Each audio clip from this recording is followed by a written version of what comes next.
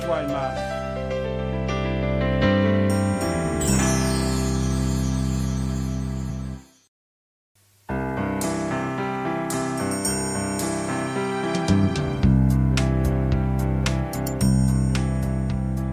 Usury. Now you can't function without the usury issue, or so they say. God says it's illegal and it's forbidden. Habakkuk 2:4. Behold, his soul which is lifted up is not upright in him, but the just shall live by his faith. Now I want to say something at the beginning of this scripture. There's a requirement to activate faith. What's the requirement there? You must be just. Now what does that word extend to? Justice. So there's a condition of faith, which is don't try to activate faith in an unjust condition. Romans chapter 1 verse 17 and 18. For therein is the righteousness of God revealed from faith to faith, as it is written, the just shall live by faith. But the wrath of God is revealed from heaven against all ungodliness and unrighteousness of men who hold the truth in unrighteousness. Now I'm going to fairly say, would that be pulpit people? Yes. Will that be Christians who are not holding the truth correctly? Yes. Yes, amen to all of that. And it's a New Testament scripture of God saying, don't come to me while you're in that condition, unless you want to give it away. And he's talking here not just about usury, but your whole spiritual conduct. Now, what is a just man? It says it in Ezekiel 18. Behold, all souls are mine, as the soul of the Father, so also the soul of the Son is mine. The soul that sins, it shall die. But if a man be just, are you getting this from the courts? Are you getting this from the pulpits? But it's a requirement to activate faith and do that which is lawful and right, and has not eaten upon the mountains, neither has lifted up his eyes to the idols of the house of Israel, neither has defiled his neighbour's wife, neither has come near to a menstruous woman, and has not oppressed any, but has restored to the debtor his pledge, has spoiled none by violence, has given his bread to the hungry, and has covered the naked with a garment. He that has not given forth upon usury. So is usury just or unjust? Unjust. You're the jury. Are you getting any interest from anywhere? Well, there's your challenge. Because you're going to lose it anyway. He that has not given forth upon usury, neither has taken any increase, that has withdrawn his hand from iniquity, has executed true judgment between man and man. Now that chapter goes right through the just man. Now that's the Masonic Lodge, what goes on behind closed doors. It's a 20-minute DVD. If you want it, we can get it through the website. There's the website. You need to get that and put that around this town and in the whole country. We have got the right to use that from America for courtroom presentation issues. So you're not plagiarising something. We have the right to use it in legal issues. We paid for that right. Solomon's Gold 666. Is anyone aware that the Old Testament contains a 666? Because you're digging it here in Kalgoorlie. You're digging Solomon's Gold here in Kalgoorlie. So you're contributing to the number. And King Solomon gave unto the Queen of Sheba all her desire whatsoever she asked, beside that which Solomon gave of his royal bounty. So she turned and went to her own country, she and her servants.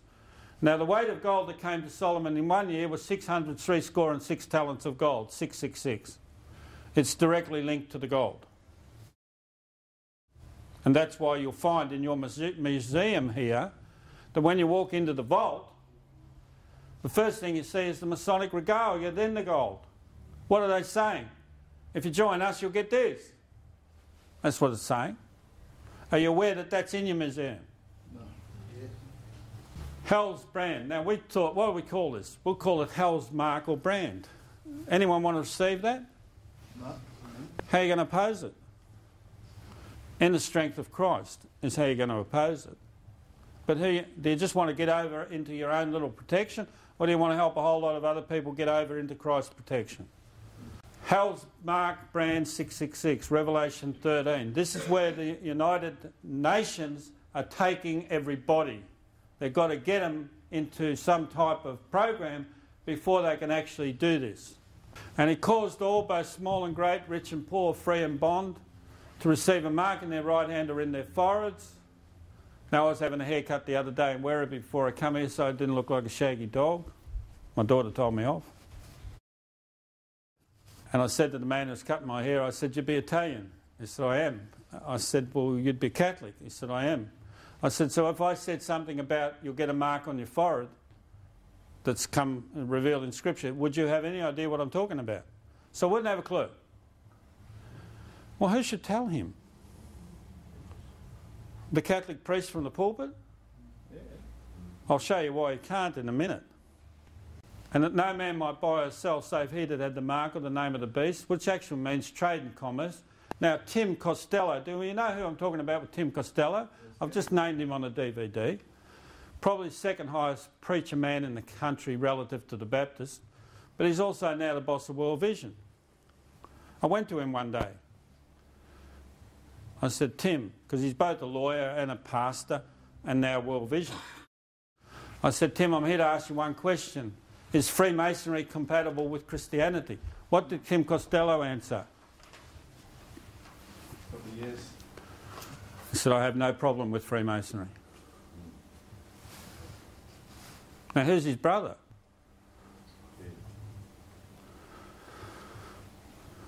I subpoenaed the senior pastor from that church, Stuart Robinson, who said this to me in the foyer of the Melbourne Magistrates Court: "Do not subpoena me, stop subpoenaing me. I know nothing about Freemasonry, never been in a lodge, I don't know nothing about Freemasonry. Stop subpoenaing me." I could have reached down into my bag and pulled out an audio tape that Stuart Robinson did in the mid-80s at the Blackburn Baptist Church that was 2 hours on Freemasonry. So why can't Stuart Robinson expose Freemasonry, which he was doing in the mid-80s, and here he cannot even become a material witness in a court of law? Is that a reasonable comment? Because your pastors are concealing this. Now, if the pastors are concealing this, what hope have the kids got? Is that a reasonable comment? Or am I being discompassionate? No, I'm being honest. Because it's heading to that. And as Christians, we know we are not allowed to touch that. Now, they were going to do, Tim Costello and Stuart Robinson were going to do a topic called How to Live in the Global Village. I wrote them a letter and said, "I'll be sitting in the audience when you do that topic. And if you do not reveal that the only way you can live in the global village is with a mark on your forehead, then you are false teachers." Is that a reasonable comment? Yes. Now, what am I saying that for? Stuart Robinson was subpoenaed to be a witness in a jury, in a criminal matter, and he's concealed it to everyone in Victoria. In concealing a criminal offence, you commit a criminal offence.